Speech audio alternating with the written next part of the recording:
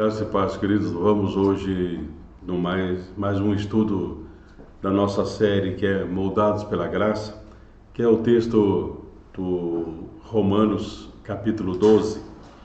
Então nós estamos fazendo assim um apanhado, vamos dizer assim, desse capítulo, e a ideia é que a partir da renovação da nossa mente, nós podemos e devemos, que isso faça uma diferença nas nossas vidas.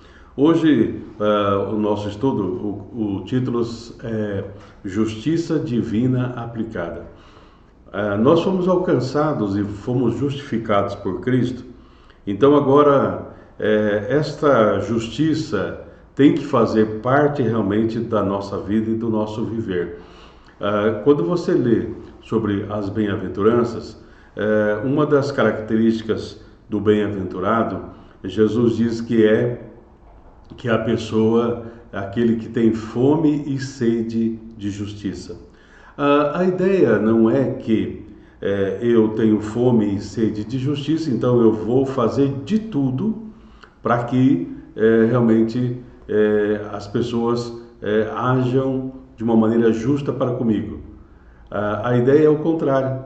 Como eu amo e tenho fome de justiça, eu vou procurar exercer a justiça em tudo aquilo que eu fizer. E então, hoje nós estamos então no capítulo 12 e nós estamos no versículo 11. Esse versículo 11 nós comentaremos muito sobre ele. Mas a ideia diz assim no capítulo 12 de Romanos, versículo 11. No zelo não sejais remissos, sede fervorosos de espírito, servindo ao Senhor. Talvez assim numa primeira leitura, a gente fique talvez assim, mas o que isso tem a ver? Então eu quero trazer para vocês uma tradução de J.B. Phillips, que ele fez uma paráfrase. Eu não tenho todo o Novo Testamento, mas do J.B. Phillips nós temos chama Cartas Vivas, que vai de Romanos até o livro de Apocalipse. E nesse capítulo aqui, versículo que acabamos de citar, no versículo 11, então, o J.B. Phillips ele interpreta e faz a paráfrase e fica desse jeito, não deixemos que a negligência arruine nosso trabalho e mantenhamos acesas as chamas do nosso espírito enquanto fazemos nosso trabalho para o Senhor. Então, a ideia aqui é de que realmente nós não sejamos negligentes no trabalho para com o Senhor, mas mais do que isso, que você mantenha acesa a chama do Senhor, da graça, do poder na sua vida, no teu espírito. Porque o Espírito testifica com o nosso espírito, o Espírito Santo testifica com o nosso espírito de que nós somos filhos de Deus. Então, de certa forma, nós poderíamos também dizer assim que Paulo está dizendo assim, olha, permita que a graça de Deus crie uma atmosfera ao seu redor e que essa atmosfera seja duradoura em nosso viver. Por quê? Porque muitas vezes nós nos esquecemos de que realmente a graça de Deus ela permeia e em todos os atos das nossas vidas, em cada momento. Por isso, Paulo ele está dizendo assim, olha, que não falte zelo, que não falte realmente o foco, a objetividade, propósito, mas que nós mantenhamos um fervor espiritual. Então, para que a gente entenda um pouco a questão de manter esse fervor espiritual, eu faço sempre uma comparação, Por exemplo, quando você vai lá fazer um bolo, alguma coisa, então ali no fogão ele tem uma regulagem, ou seja, você vai acender ali o seu fogão e no forno você vai colocar assim a 200 graus. Então, ele vai, vamos dizer assim, de zero, e aí então vai chegar nos 200 graus. Então, a ideia é o seguinte: não é que você vá a 400 ou 500, 600 graus e depois esfrie. É um termostato. É para você manter a sua espiritualidade, sem essas oscilações, sem altos e baixos. Antigamente tinha uma canção que falava assim: tropeça aqui, cai acolá, mas de novo levanta e começa a cantar. Então, dava a impressão, quando cantávamos esse cântico, que a vida cristã é assim: cai aqui, depois levanta, depois chega lá na frente, cai de novo. Não. Nós temos que, aqui, a ideia é de não faltar zelo, não faltar seriedade naquilo que nós estamos fazendo, um interesse sincero por aquilo que nós estamos fazendo, batalhar realmente para que não venhamos a esmorecer na fé. E para isso nós precisamos da graça de Deus, nós precisamos do amor, do cuidado de Deus para nós, né? Na tradução linguagem de hoje, esse versículo traz a ideia assim: trabalhem com entusiasmo, não sejam preguiçosos. Então, na revista Corrigida Fiel, fala assim: não sejais vagarosos no cuidado.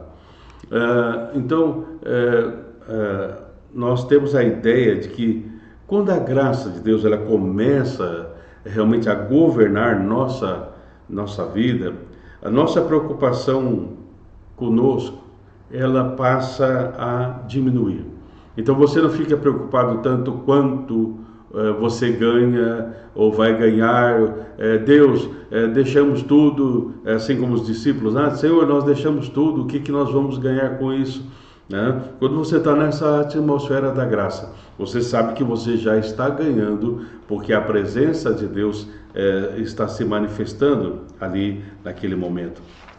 Então, a ideia, né, desse versículo aqui vai nos chamar a atenção realmente para que nós tenhamos assim um real conceito do que é a espiritualidade.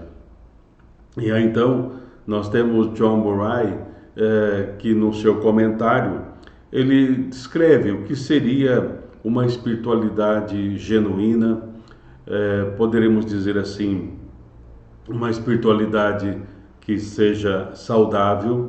E aí, então ele fala assim, que é uma devoção consciente, inteligente e consagrada ao serviço de Deus. Nós temos que nos perguntar, a partir do momento que nós temos a nossa mente renovada e nós estamos sendo transformados pela graça, será que nós temos tido uma devoção consciente? Será que temos tido uma devoção ao Senhor que seja realmente inteligente e é totalmente consagrada ao serviço de Deus? Não aquilo que nós esperamos ganhar do Senhor, mas nessa atmosfera de fé, nós já sabemos que ganhamos muito do Senhor. Um outro autor, William, ele diz assim: a espiritualidade bíblica abrange toda a pessoa, na totalidade da sua existência, no interagir neste mundo, não um fragmento. Por que ele usa essa expressão fragmento? Ele está dizendo que a nossa espiritualidade ela vai muito além. Não é só no domingo, não é só nos nossos cultos, não é só o estar vindo à igreja, mas ele abrange e vai atuar em todas as esferas da nossa vida e do nosso viver. Ou seja, a nossa existência neste mundo é uma existência espiritual. A nossa espiritualidade ela tem que se refletir na nossa casa, nos nossos relacionamentos como família, no relacionamento conjugal, no relacionamento pai e filhos, enfim, em todas as áreas. Tanto é que quando Abacuque fala de um grande avivamento dos últimos dias, haverá um avivamento, uma renovação, ele usa uma expressão: converterá corações dos pais para os filhos, dos filhos para os pais. podemos dizer que então, a espiritualidade, ela acaba interagindo também no nosso viver diário. Então, não é uma espiritualidade apenas mística, transcendente, desprovida, vamos dizer assim, de uma materialidade. Não, é uma espiritualidade em meio em todas as coisas daquilo que nós estamos fazendo. Né? Um outro autor, Francis Schaeffer, falando também sobre espiritualidade, ele diz assim, que a espiritualidade é amar a Deus e estarmos vivos para Deus em comunhão com Ele, neste momento presente da história. Então, amar as pessoas como pessoas e estar em comunhão em um nível pessoal, neste momento atual da história. Isso é espiritualidade. Você está vivo para Deus, porque nós nos apresentamos como um sacrifício vivo, santo e agradável a Deus. E aí, neste momento, nós passamos, então, a ter essa comunhão e esse relacionamento com Deus. Mas, ao mesmo tempo, também nós estamos vivos e, a partir da vida de Deus em nós, nós também nos relacionamos com as demais pessoas. Por isso que nós fizemos a citação no início, né, do Sermão do Monte. Se você tem fome e sede de justiça, você vai agir com justiça em todas as suas ações. Também Richard O'Brien, numa descrição sobre espiritualidade, ele diz: espiritualidade é uma experiência vivida aplicando os conceitos bíblicos de fé como parâmetros para todas as áreas do viver. Então, perceba assim, a partir do momento que nós temos a nossa renovação da mente e moldados pela graça, e aí então nós temos os conceitos que Paulo apresenta desde o primeiro capítulo de Romanos até o capítulo 11, esses textos servem de parâmetros para nós agora, para o nosso viver. E por isso que nós não podemos esmorecer, porque haverá momentos difíceis, sim, haverá momentos difíceis e tal, mas o nosso parâmetro não é este mundo, né? Vamos dizer assim, o nosso parâmetro realmente é a palavra de Deus, a presença de Deus, em todos os momentos. Então, aí nós passamos a entender a partir disto, né, que nós vamos ser fervorosos no Espírito. Por que nós temos que ser fervorosos? Porque o Senhor nos dá um dom, todos nós, toda a igreja, cada membro tem um dom. E esses dons, então, vai ser para beneficiar toda a comunidade, toda a igreja. Um ao outro ajudou, e o seu companheiro disse ser forte. Então, a partir do momento que nós não esmorecemos, nós persistimos, insistimos, não desistimos, nós estimulamos uns aos outros a prosseguir, a ir em frente. Por quê? Porque a fé cristã é um grande desafio, que só pode ser vivido na presença e na inspiração do Espírito Santo. E por isso, nós precisamos estimular uns aos outros, para que também todos sejam fervorosos, vamos dizer assim, no Espírito. Ali no livro de Romanos, no capítulo 1, o versículo 16, Paulo escreve o seguinte: pois não tenho vergonha do Evangelho, eu o vejo como o poder de Deus agindo para a salvação de todo que nele crê, primeiro para os judeus, mas também para o grego. Então, Paulo ele vai falar assim, o que o motiva, o que o faz ele à frente. E ele vai citar dois grupos aqui, dois povos, né? Tanto judeus quanto gregos. Os judeus eles eram mais, vamos dizer assim, aqueles que buscavam mais sinais. Os gregos eles buscavam por algo que pudesse ter uma explicação, uma lógica. Mas aí Paulo fala assim, para o judeu, tanto quanto para o grego, o Evangelho. Nós temos que apresentar o Evangelho. Tá?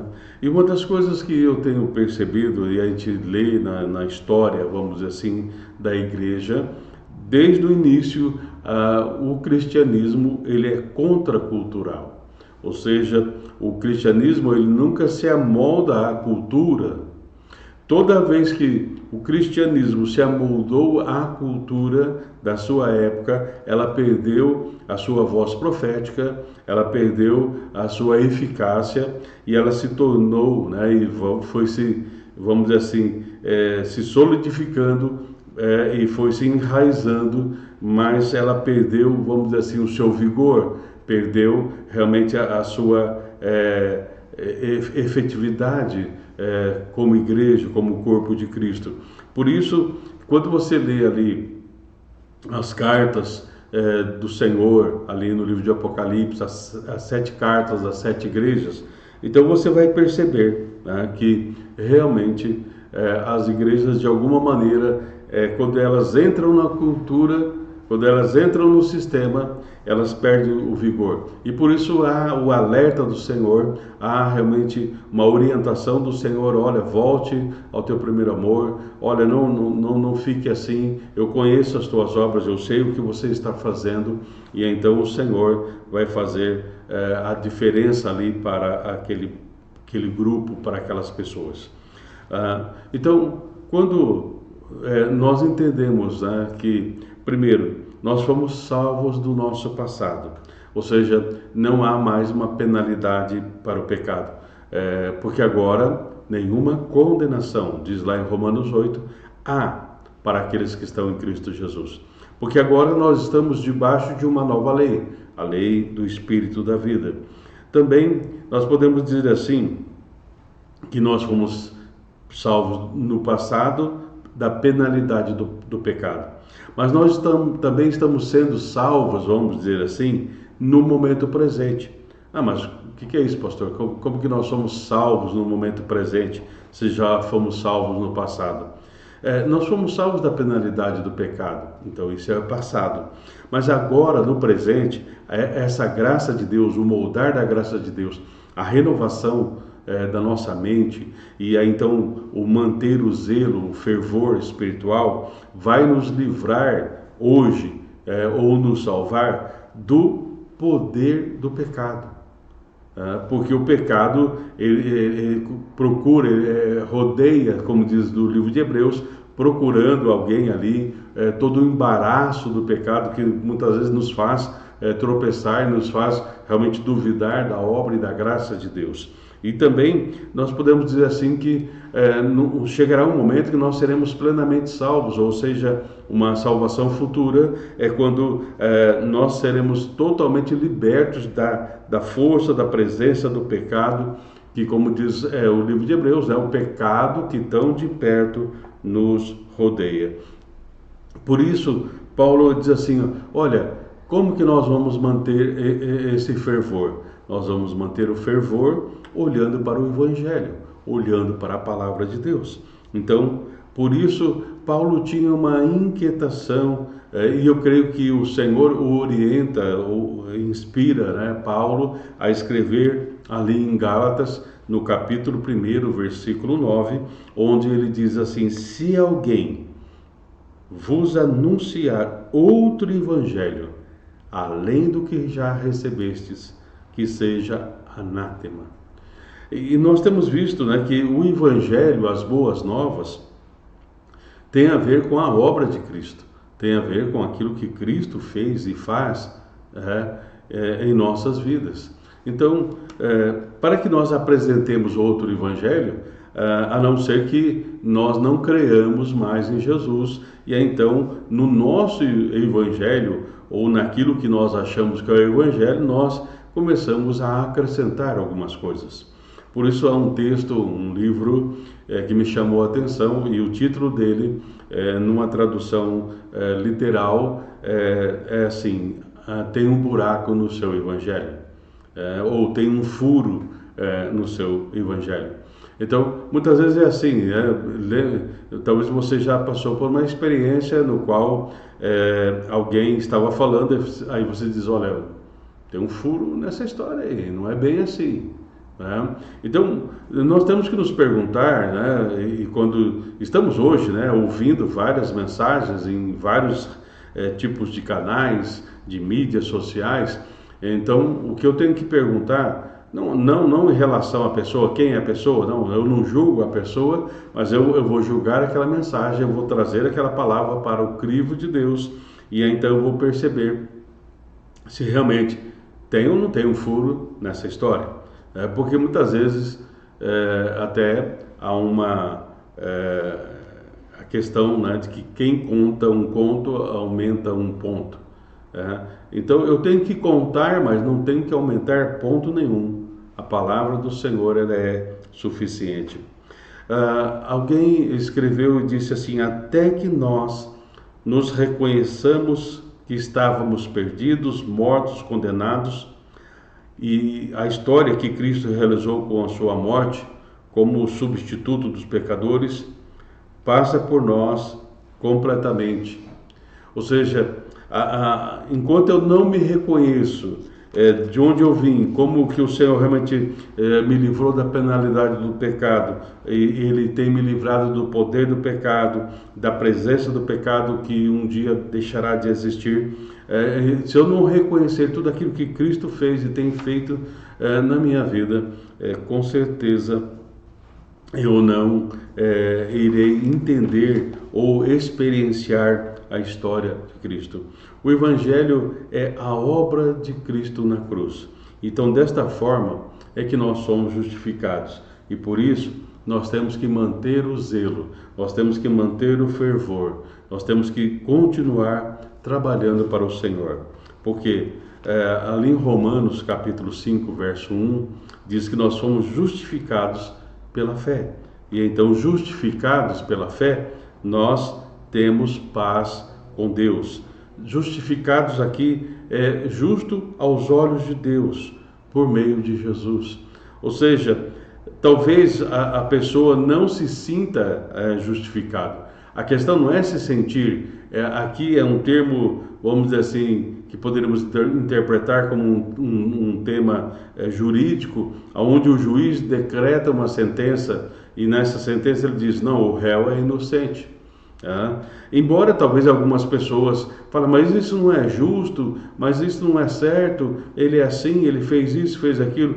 Não, a partir do momento que dentro da perspectiva legal, da lei, enfim, de tudo aquilo que faz parte do rol jurídico, o juiz determina que ele é inocente, perante a lei ele é inocente. Então, muitas vezes, esse é um grande problema que nos deixa e nos faz não manter esse vigor. Nós não nos achamos dignos disso ou não achamos dignos daquilo, e então o inimigo diz: não, você realmente não presta, realmente você não tem valor nenhum. Mas perceba, isso é sentimento, isso é uma leitura que nós vamos fazendo das nossas emoções. Mas o que vale é que aos olhos de Deus, por meio de Jesus Cristo, nós nos tornamos, não que éramos, mas nos tornamos dignos.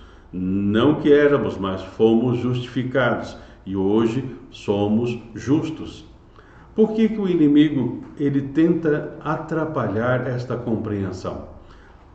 Lembre-se que ali no livro de Tiago, ele usa uma expressão assim: muito pode na sua eficácia a oração de um justo.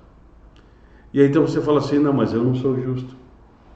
Mas ele não está dizendo, ele está dizendo assim: o justo é aquele que é justificado pela obra da cruz, por meio de Jesus e aos olhos de Deus. Agora, se eu não reconheço isso, eu perco a minha eficácia de vida de oração. E aí então a minha vida de oração fala: Senhor, quantas vezes talvez você já ouviu, ou mesmo você tenha falado: Senhor, eu não mereço, mas me ajuda. Senhor, eu sou pecador, mas me ajuda. Senhor, mas isso, mas aquilo. Sim, isso pode soar algo espiritual, mas não algo bíblico, porque: Senhor, eu sou um pecador, mas sou arrependido. Eu sou um pecador, mas justificado pelo sangue de Cristo. Enfim, então o que nós somos agora? Nós somos santos pela graça. Por isso a nossa mente precisa ser renovada, senão nós continuaremos a viver como se nós precisássemos fazer algo a mais para agradar a Deus. Aí nós estaremos sendo como os fariseus, né? Nós estaremos acrescentando algumas coisas, achando que ainda precisamos manter certos rituais para que então Deus possa nos amar.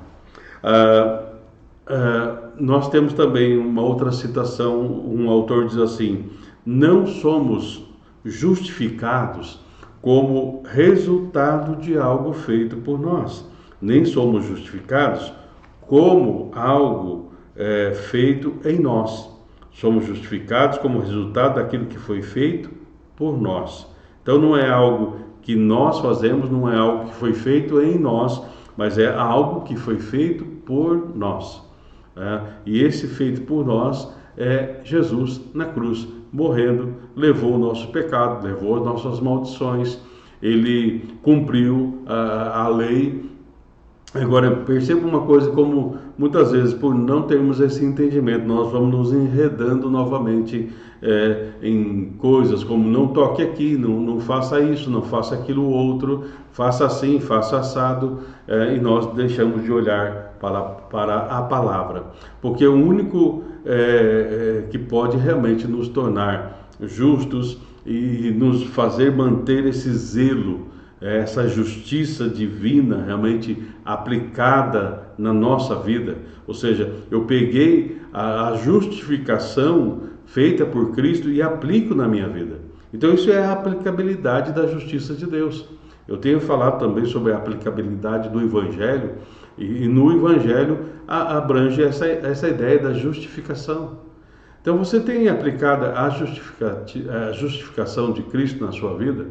Você, pelos olhos de Deus, na palavra, tem se percebido como um justificado? Se não, a tua oração tem perdido a eficácia. Agora, imagine uma igreja que tenha uma compreensão da justificação. Imagine essa igreja de justificados em Cristo, orando, e então imagine a eficácia desta oração que vai trazer a dimensão dos céus para a terra. É por isso que o inimigo, ele quer que você ainda se sinta coitadinho, que você se sinta ainda abandonado, que você se sinta ainda um pecador. Não, olhe, comece a olhar com os olhos de Deus. O salário do pecado é a morte, mas o dom gratuito de Deus é a vida eterna. Então, deixe de olhar. Agora você não vai ter mais o salário do pecado, você tem o salário da graça de Deus. E por isso é que nós somos trabalhados por esta graça de Deus. Então, o Evangelho de Deus, ele já nos alcançou. E porque ele nos alcançou, nós não somos mais os mesmos. Nós temos agora a justiça de Cristo. Então nós entregamos tudo ao Senhor e passamos a viver na dependência do Senhor a cada momento.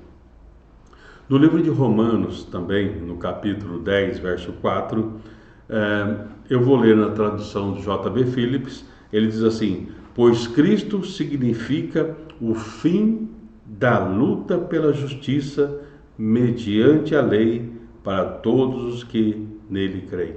Então, por Cristo significa o fim da luta pela justiça. Eu não vou fazer, não preciso mais correr atrás para tentar me justificar. Eu já fui justificado aos olhos de Deus em Cristo Jesus. Então, nós precisamos ter essa dimensão para nós. Nós, muitas vezes, temos a ideia assim, olha, vamos dizer assim, a lei vai dizer o seguinte, eu obedeço, por isso sou aceito.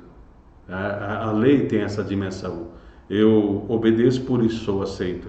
Agora o cristianismo eu fui aceito, por isso eu obedeço. Que a cada instante nós possamos ter isto para nossas vidas. Então, aplique a justiça de Deus no teu viver diário e viva moldado pela graça e com a mente renovada. Senhor, nós oramos para que a tua graça em Jesus Cristo se manifeste profundamente em nós, revelando, Senhor, que em Cristo fomos justificados e justificados temos agora paz com o Senhor. Oramos agradecidos em nome de Jesus. Amém.